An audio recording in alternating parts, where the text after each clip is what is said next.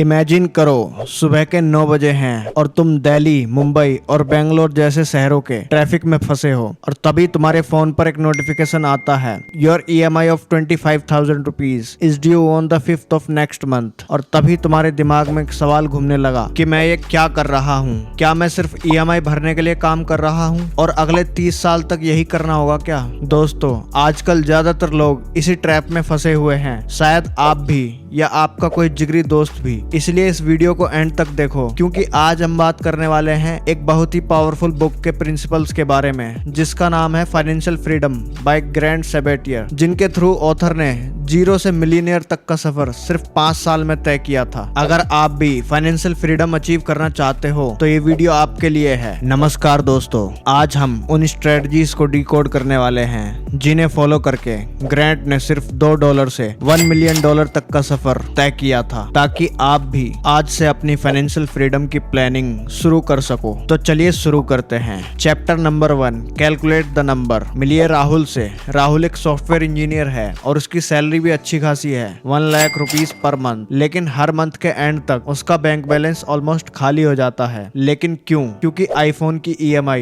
Car loan की EMI, weekend parties और लोग क्या कहेंगे वाली लाइफस्टाइल सब मेंटेन करना पड़ता है। ग्रैंट कहते हैं फाइनेंशियल फ्रीडम की जर्नी का सबसे पहला स्टेप है अपनी फ्रीडम का प्राइस टैग पता करना। राहुल अक्सर कहता था अगर मुझे 5 करोड़ रुपए मिल जाएं तो मेरी सारी टेंशन खत्म हो जाएगी। लेकिन ग्रैंट के अकॉर्डिंग ये सोच गलत है। सिर्फ एक रैंडम नंबर सोच लेना काफी नहीं होता, आपको रियलिस्टिक कैलकुलेशन करनी पड़ेगी। इसके लिए एक सिंपल फॉर्मूला है 25x रूल। चलिए समझते हैं कि ये फॉर्मूला काम कैसे करता है। सबसे पहले अपना ईयरली एक्सपेंस कैलकुलेट करो और उसे फिर 25 से मल्टीप्लाई करो। चलिए एग्जाम्पल से समझते हैं। अगर तुम्हारा साल का खर्चा 6 लाख रुपए है, मतलब 50,000 रुपए पर मंथ, तो तुम्हें चाहिए होंगे 6 × 25 is equals to 1.5 crore rupees. लेकिन ये 25x आया कहाँ से? एक्चुअली ये 4% विड्रॉ रूल पर बेस्ड है। मतलब अगर तुम्हारे पास 1.5 करोड़ रुपीज हैं और तुम हर साल सिर्फ 4% विड्रॉ करो, यानी 6 लाख रुपए, तो तुम्हारा पैसा कभी खत्म नहीं होगा, क्योंकि बाकी 96% पैसा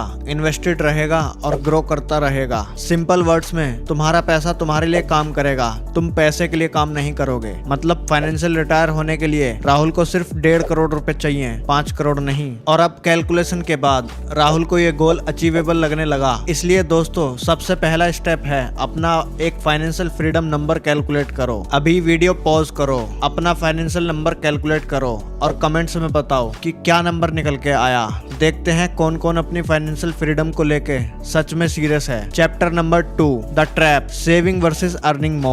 चलिए राहुल पर वापस आते हैं। अब राहुल ने सोचा अगर 1.5 करोड़ जोड़ना है तो खर्चे कम करने पड़ेंगे। तो आज से बाहर चाय पीना बंद, नेटफ्लिक्स सब्सक्रिप्शन कैंसिल और भी बहुत कुछ। तो राहुल ऐसे छोटे छोटे खर्चों के बारे में फोकस करने लगा। लेकिन ग्रैंट कहते हैं यही सबसे बड़ी गलती है जो ज्यादातर लोग करते हैं। इसे स्कार्सिटी माइंडसेट कहते हैं, क्योंकि तुम्हारा चाय नहीं पीने से और नेटफ्लिक्स नहीं देखने से तुम अमीर तो नहीं बनने वाले। ग्रैंट कहते हैं कि आप कितनी सेविंग कर सकते हो उसकी तो एक लिमिट होती है, लेकिन आप कितना अर्न कर सकते हो उसकी कोई लिमिट नहीं होती। राहुल जॉब में 10% हाइक के लिए बॉस के आगे पीछे घूमता था, जबकि उसको साइड हसल पर फोकस करना चाहिए था, क्योंकि खुद ग्रैंड ने 5 साल में 13 इनकम स्ट्रीम्स बनाए थे। तो बेसिकली तुम्हें पता लगाना है कि तुम क्या कर सकते हो एक्स्ट्रा इनकम करने के लिए। क्या तुम फ्रीलांसिंग कर सकते हो, वीकेंड्स पर कंसल्टेंसी कर सकते हो, और या फिर कंटेंट क्रिएट कर सकते हो। अगर मैं सिंपल वर्ड्स में कहूँ तो आपका फोकस अपनी सेविंग्स रेट को बढ़ाने पर होना चाहिए, क्योंकि नॉर्मली लोग 10 से 15% सेव करते हैं। लेकिन अगर आपको फाइनेंशियल फ्रीडम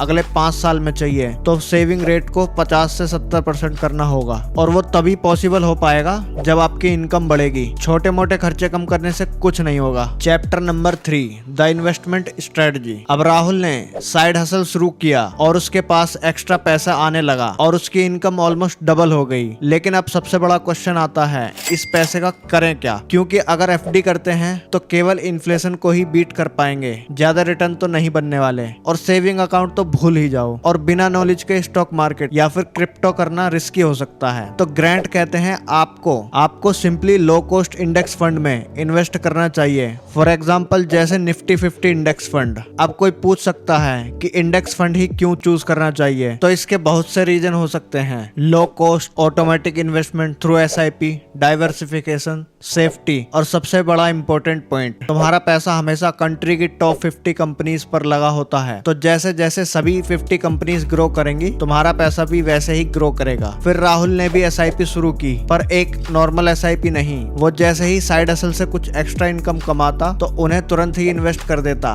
बिना किसी भी चीज के वेट किए। और इसे कहते हैं front loading of your investment, क्योंकि जितना जल्दी और जितना ज्यादा पैसा मार्केट में जाएगा, कंपाउंडिंग उतनी ही तेज काम करेगी। Chapter number 4, the enterprise value of yourself. इस बुक का सबसे पावरफुल चैप्टर है यू आर ए बिजनेस। हम खुद को हमेशा एक एम्प्लॉय समझते हैं, लेकिन ग्रांट कहते हैं खुद को एक एंटरप्राइज समझो। इसका मतलब क्या है? जैसे एक कंपनी अपनी वैल्यू बढ़ाती है बेटर प्रोडक्ट बनाकर, स्किल्ड वर्कफोर्स को हायर करके, टेक्नोलॉजीज को यूज करके, वैसे ही आप भी अपनी मार्केट वैल्यू बढ़ा सकते हो। चलिए राहुल का ही एक एग्जांपल लेते हैं। राहुल एक सॉफ्टवेयर डेवलपर है। वो सिर्फ कोडिंग पर डिपेंड नहीं है, उसने डिजिटल मार्केटिंग भी सीखी और कम्युनिकेशन स्किल्स भी इम्प्रूव करी, और रिजल्ट उसकी मार्केट वैल्यू 2x हो गई, यानी डबल हो गई। जब आप अपनी स्किल्स पर काम करते हो तो आपका सबसे बड़ा एसेट जो आप खुद हो अप्रिशिएट होता है। और 5 साल बाद राहुल के पास शायद 1.5 करोड़ तो हो या ना हो, पर उसके पास FU मनी जरूर होगा।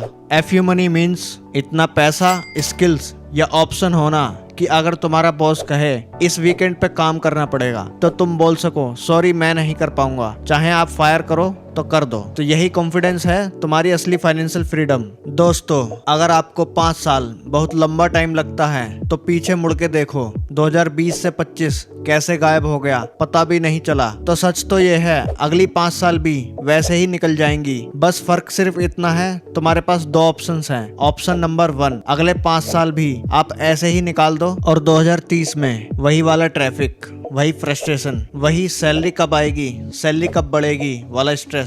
या फिर ऑप्शन 2, आज ही डिसाइड करो, अपना फ्रीडम नंबर कैलकुलेट करो, इनकम बढ़ाने पे फोकस करो, साइड हसल शुरू करो और नई स्किल्स सीखो, और एग्रेसिवली इंडेक्स फंड में इन्वेस्ट करो। अगर आप ऑप्शन नंबर 2 चूज करते हो तो 2030 में आप वो राहुल नहीं रहोगे जो आप 2025 में थे। तुम वो इंसान बन जाओगे जिसके पास ऑप्शंस होंगे, जिसके पास वक्त होगा। फिर आप अपनी मर्जी से भी डिसीजन ले सकते हो। ग्रांट ने $2 से शुरू किया था, तुम्हारे पास तो उससे ज्यादा ही होंगे। आपको बस शुरुआत करनी है। अगर तुम सच में सीरियस हो इस 5 साल की जर्नी के लिए, तो मुझे तुम्हारे साइड से एक कमिटमेंट चाहिए। उसके लिए तुम्हें एक कमेंट करना होगा जिसमें टाइप करोगे फ्रीडम 2030 अगर तुम सच में कमिटेड हो, और सब्सक्राइब बटन दबा दो, क्योंकि इस चैनल पर हम सिर्फ बातें नहीं करते, हम प्रैक्टिकल वेल्थ बिल्डिंग डिकोड करते हैं step by step. Remember, your biggest investment is not in the stocks, it's in yourself. Until next time, keep investing in yourself.